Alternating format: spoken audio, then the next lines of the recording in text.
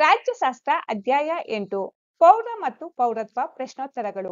ಖಾಲಿ ಬಿಟ್ಟಿರುವ ಸ್ಥಳಗಳನ್ನು ಸೂಕ್ತ ಪದಗಳಿಂದ ತುಂಬಿರಿ.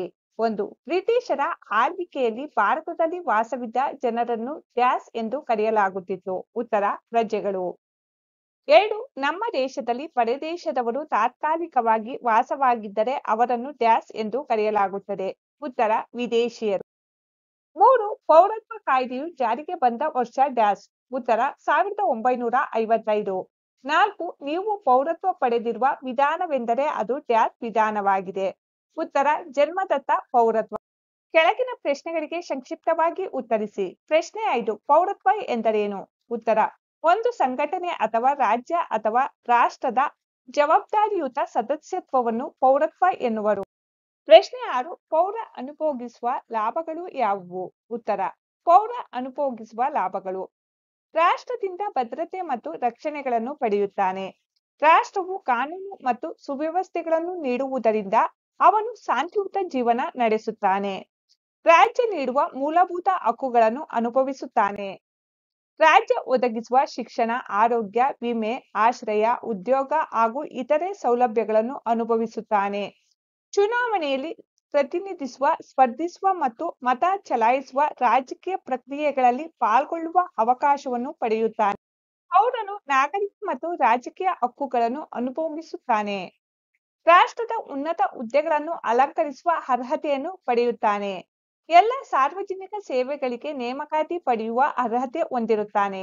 ಪ್ರಶ್ನೆ 7. ಭಾರತದಲ್ಲಿ ಪೌರತ್ವದ ಕಾನೂನು ರೂಪಿಸುವ ಅಧಿಕಾರ ಹೊಂದಿರುವ ಅಂಗವನ್ನು ಹೆಸರಿಸಿ. ಉತ್ತರ ಭಾರತದಲ್ಲಿ ಪೌರತ್ವದ ಕಾನೂನು ರೂಪಿಸುವ ಅಧಿಕಾರವನ್ನು ಸಂಸತ್ ಹೊಂದಿರುತ್ತದೆ.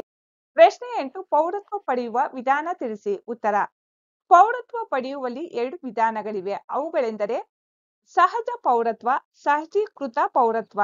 ಪ್ರಶ್ನೆ 9. ಸಹಜೀಕೃತ ಪೌರತ್ವವನ್ನು ವಿವರಿಸಿ. ಉತ್ತರ ಯಾವುದೇ ವ್ಯಕ್ತಿ ಸಹಜೀಕೃತ ಪೌರತ್ವದ ಮೂಲಕವೂ ಒಂದು ರಾಜ್ಯದ ಪೌರತ್ವ ಪಡೆಯಬಹುದಾಗಿದೆ. ಯಾವುದೇ ದೇಶವು ವಿಧಿಸುವ ಕರಾರು ಹಾಗೂ ನಿಯಮಗಳನ್ನು ಅವರು ಪೂರೈಸಿದಾಗ ಆ ದೇಶದ ಸಹಜೀಕೃತ ಪೌರತ್ವ ಪಡೆಯಲು ಅರ್ಹನಾಗುತ್ತಾನೆ. ಸಹಜೀಕೃತ ಪೌರತ್ವದ ನಿಯಮಗಳು ದೇಶದಿಂದ ದೇಶಕ್ಕೆ ಭಿನ್ನವಾಗಿರುತ್ತದೆ. ಪ್ರಶ್ನೆ 10. ಪೌರತ್ವವನ್ನು ಕಳೆದುಕೊಳ್ಳುವ ವಿಧಾನಗಳ್ಯಾವುವು?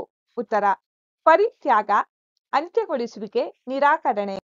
ಪ್ರಶ್ನೆ 11. ಪೌರತ್ವವನ್ನು ಅಂತ್ಯಗೊಳಿಸುವ ಸನ್ನಿವೇಶವೊಂದನ್ನು ತಿಳಿಸಿ. ಉತ್ತರ ಭಾರತದ ಯಾವುದೇ ಪೌರನೊಬ್ಬ ವಿದೇಶವೊಂದರ ಪೌರತ್ವ ಪಡೆದ ಸನ್ನಿವೇಶದಲ್ಲಿ ಅವನಿಂದ ಅರ್ಜಿ ಸಲ್ಲಿಕೆಯನ್ನು ನಿರೀಕ್ಷಿಸದೆ ಕಾನೂನುಬದ್ಧವಾಗಿ ಆತನ ಭಾರತ ಪೌರತ್ವವನ್ನು ಅಂತ್ಯಗೊಳಿಸಲಾಗುತ್ತದೆ.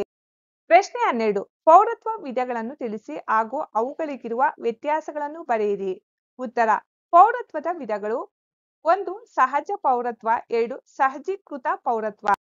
ವ್ಯತ್ಯಾಸ: ಸಹಜ ಪೌರತ್ವ ಜನನ ಸ್ಥಾನದ ಆಧಾರದ ಮೇಲೆ ಆ ರಾಜ್ಯದ ಪೌರತ್ವ ನೀಡಿಕೆ ನಿಯಮಗಳು ಆಚರಣೆಯಲ್ಲಿರುವುದು ಕಂಡುಬರುತ್ತದೆ. ಸಹಜೀಕೃತ ಪೌರತ್ವ ಯಾವುದೇ ವ್ಯಕ್ತಿ ಸಹಜೀಕೃತ ಪೌರತ್ವದ ಮೂಲಕವೂ ಒಂದು ರಾಜ್ಯದ ಪೌರತ್ವ ಪಡೆಯಬಹುದಾಗಿದೆ. ಒಂದು ರಾಜ್ಯದಲ್ಲಿ ವ್ಯಕ್ತಿಯೊಬ್ಬನ ಜನನವಾದರೆ ಆತ ಆ ರಾಜ್ಯದ ಪೌರತ್ವವನ್ನು ಪಡೆಯಲು ಅರ್ಹನಾಗುತ್ತಾನೆ.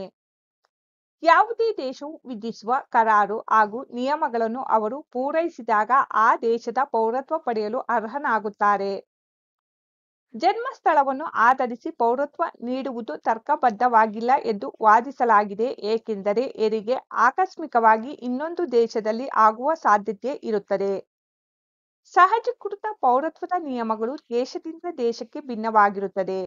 ಪ್ರಶ್ನೆ 13. ಪೌರನ ಕರ್ತವ್ಯಗಳ್ಯಾವುವು? ಉತ್ತರ ಸಂವಿಧಾನವನ್ನು ಗೌರವಿಸಬೇಕು, ರಾಷ್ಟ್ರದ ಗೌರವ ಮತ್ತು ಘನತೆಗಳನ್ನು ರಕ್ಷಿಸಿಕೊಂಡು ವಚನಬದ್ಧನಾಗಿರಬೇಕು, ರಾಷ್ಟ್ರ ವಿರೋಧಿ ಚಟುವಟಿಕೆಗಳಲ್ಲಿ ತೊಡಗಿಸಿಕೊಳ್ಳಬಾರದು, ಭ್ರಷ್ಟಾಚಾರ, ಪಕ್ಷಪಾತ, ವರದಕ್ಷಿಣೆ, ಬಾಲ್ಯ ವಿವಾಹ ಇತ್ಯಾದಿಗಳನ್ನು ವಿರೋಧಿಸಿ ಅವುಗಳನ್ನು ತಡೆಯಲು ಸಂವಿಧಾನಾತ್ಮಕ ಮಾರ್ಗೋಪಾಯಗಳನ್ನು ಪಾಲಿಸಬೇಕು.